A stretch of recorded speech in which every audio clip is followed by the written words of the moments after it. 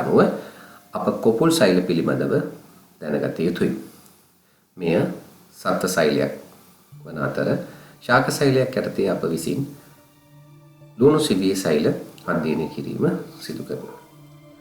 මේ වාගේ පොදු ලක්ෂණ පදනම් කරගෙන අප විසින් නිර්මාණය කරගත්ත දර්ශීය සෛලය හෙවත් සෛලය තුල තිබිය යුතු සියලුම ඉන්ද්‍රියක අඩංගු වනසේ නිර්මාණය කරන ලද සෛලයක් අප සකස් කරගන්නවා.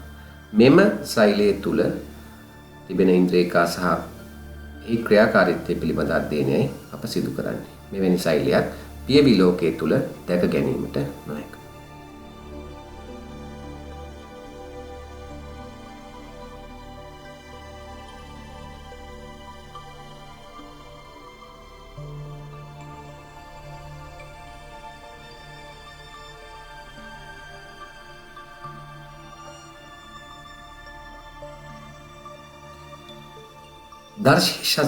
දර්ශීය සෛලය සලකලා බලපුවාම මේ තුල ප්‍රධාන කොටස් තුනක් අපට හඳුනා ගන්න පුළුවන්.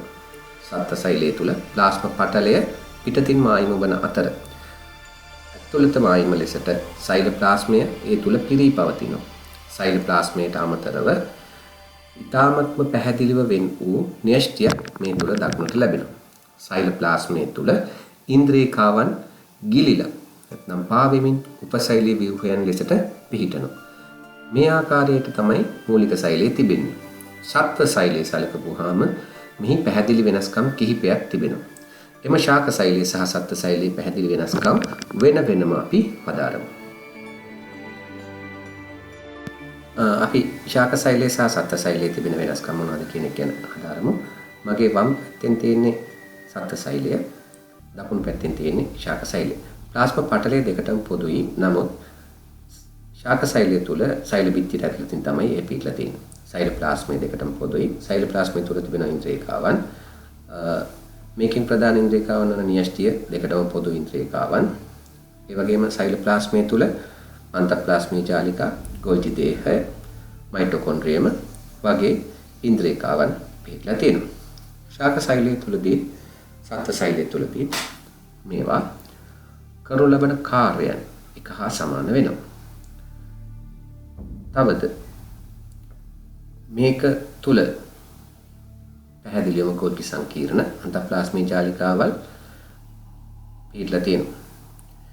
අපි ශාක සෛලයක සහ සත්ත්ව සෛලයක තිබෙන ප්‍රධාන වෙනස්කම් පිළිබඳව සලකලා බැලුවොත් එහෙම අපිට ශාක සෛලය තුල ඉතා පැහැදිලිව රික්තකයක් පිටලා තියෙනවා. සත්ත්ව සෛලය තුල රික්තක දක්නට ලැබෙන්නේ නැහැ. රික්තකයත් සමග රික්තක යුෂය සහ රික්තක පටලය නැත්නම් තාන ප්ලාස්ටය කියන එක අපිට දක්නට ලැබෙනවා. ඒ වගේම සෛල බිත්තිය සෙලියුලෝස් වලින් සෑදුණු සෛල බිත්තිය අනිවාර්යයෙන්ම ශාක සෛලයක් තුල පිටලා තියෙනවා. මේක ශාක සෛලයක ප්ලාස්ම පටලයට පිටතින් සෑදලා තියෙනවා. කිසිදු සත්ත්ව සෛලයක සෛල බිත්තියක් නැහැ. ඒ වගේම ප්‍රභා සංශ්ලේෂණය සඳහා වැදගත් වන හරිත ලවයේ ද්විපටලමය ඉන්ද්‍රියකාවක්. මෙම ඉන්ද්‍රියකාවත් අනිවාර්යයෙන්ම කොළ පැහැති ශාක සෛලය තුල අනිවාර්යයෙන් පිටලා තියෙනවා. කිසිදු සත්ත්ව සෛලයක මෙවැනි ඉන්ද්‍රියකාවන් නැත්නම් හරිත ලවයේ පිටා නැහැ. ඒකට මූලික වෙනස්කම් ටික අපිට මේ වගුවෙන් බලා ගන්න පුළුවන් වෙනවා.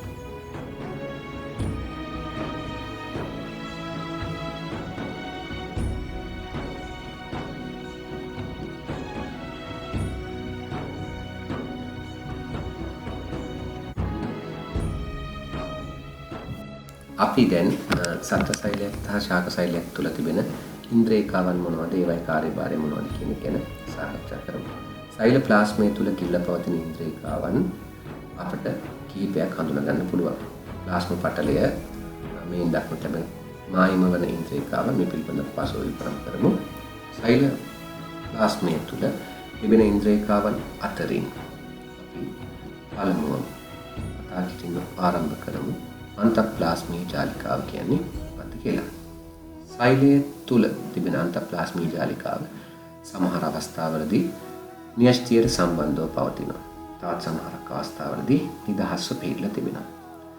මේක මගින් සෛලය තුල අභ්‍යන්තර පරිවහන පද්ධතියක් ලෙසට ක්‍රියා කරනවා. ඒ වගේම සමහර අන්තප්ලාස්මීය ජාලිකාවන් තුල රයිබෝසෝම නැමැති ඉන්ද්‍රියකාවන් සම්බන්ධ වෙලා තියෙනවා. මේවා අපි රළු අන්තප්ලාස්මීය ජාලිකාවන් ලෙසට හඳුන්වනවා. තවත් සමහර අන්තප්ලාස්මීය ජාලිකාවන් තුළ මෙම රයිබෝසෝම සම්බන්ධ වෙලා නැහැ. ඒවා අපි සිනිඳු අන්තප්ලාස්මීය ජාලිකාවන් ලෙසට හඳුන්වනවා. මෙම අන්තප්ලාස්මීය ජාලිකාවන් සයිටෝප්ලාස්මයේ තුළ නාලාකාරව පැතිරලා තියෙනවා. ගොල්ගි සංකීර්ණය. මෙය කැටි හැඩ තිබෙනවා. ගොල්ගි ආශේකාමී වෙතට සෑදලා යනවා. ශ්‍රාව අසුරා තබා ගැනීම සහ ශ්‍රාව නිපදවීම කියන කාර්යය තමයි මේ ප්‍රධාන කාර්යයන් වෙන්නේ. මේක සයිටෝප්ලාස්මය තුළ තිබෙන පටලමය ඉන්ද්‍රියකාවක්. මයිටොකොන්ඩ්‍රිය ද්විපටලමය ඉන්ද්‍රියකාවක්. මේ තුළ පැහැදිලිව පටල දෙක අපිට බලා ගන්න පුළුවන්. සාපේක්ෂව විශාලත්වයෙන් වැඩි. ඉලෙක්ට්‍රෝන අනිශ්චයට පමණක් මේක දර්ශනය වීම සිද්ධ වෙනවා. සෛලය තුළ සිදු කරනු ලබන ශක්තිය නිපදවීමේ ක්‍රියාවලිය. මෙය තාමත්ම වැදගත්. මේ තුළ වායු ශ්වසනය ඔක්සිජන් තිබෙන විටදී සහ නිර්වායු ශ්වසනය මත මේ තුළ ශක්තිය නිපදවීම සිද්ධ වෙනවා. මෙහිදී අප විසින් ලබා ගන්නා ග්ලූකෝස් බිඳ හෙලීමට ලක් කිරීම සිදු වෙනවා. මෙසේ බිඳ හෙලීමට ලක් කිරීම මගින් ATP adenosine triphosphate නැමැති ශක්ති අධිශක්ති සංයෝගය නිපදවනු ලබනවා. මෙමගින් අපි ශක්තිය නිපදවා ගැනීම සිදු කරනවා. අරිත ලවය ශාක සෛලවල පමණක් තියෙන ද්විපටලමය අරිත වර්ණක අඩංගු. මේක සෛලයක අභ්‍යන්තරයේ මෙන්න මේ ආකාරයට ගමන කිරීම සමහර වෙලාවට දැක ගන්න පුළුවන්. බාහිරයෙන් ලැබෙන සූර්යාලෝකයේ ආධාරයෙන් ග්ලූකෝස් නිපදවීමේ ක්‍රියාවලිය සඳහා මෙම හරිතප්‍රද ලැබලා තියෙනවා. ශාක පත්‍රයේ කොළ පැහැති වී තිබෙන්නේ මෙම හරිතප්‍රදවල නිසා. මෙමගින් ග්ලූකෝස් ශාකයට නිපදවීම සහ සිදු කරනවා. ඒ සඳහා සූර්යාලෝකය ලබා ගැනීම සඳහා මේවා ශාක පත්‍ර තුළ පිහිටීමේදී විශේෂ හැඩගැසීම් තියෙනවා. ශාක සෛලයක සත්ත්ව සෛලයක පිටත මායිම වෙන්නේ ප්ලාස්මා පටලය. මෙය ලිපෝප්‍රෝටීන සහ ෆොස්ෆොලිපිඩ වලින් සමන්විත වෙලා තියෙනවා. මෙය තුලින් සෛලය තුළට පැමිණෙන ද්‍රව්‍යවල සහ සෛලයෙන් පිටතට යන ද්‍රව්‍යවල තෝරා බේරා අවශෝෂණය කර ගැනීම සිදු කරනවා. මේ තිබෙන්නේ සෛල බිත්තිය. සෛල බිත්තිය වගේ ශාක සෛලවල පමණක් දැක්වෙන අතර මෙමගින් සෛලයේ ශාක සෛලවල පිටත මායිම සෛල විභාජනය, ජන්මානක සෛල සෑදීම සහ උණන අනුමන විභාජනය සම්බන්ධයෙන් මගේ දෙවන වීඩියෝ එකෙන් මම කාලේ ඉදිරියට ගමන් ඔබේ දැනුම තවදුරටත් තහවුරු කරගන්න. මේ වීඩියෝ එක වැදගත් වෙයි කියලා මම හිතනවා. මගේ channel එක subscribe කරන්න. බොහොම ස්තුතියි ඔබ සැමට.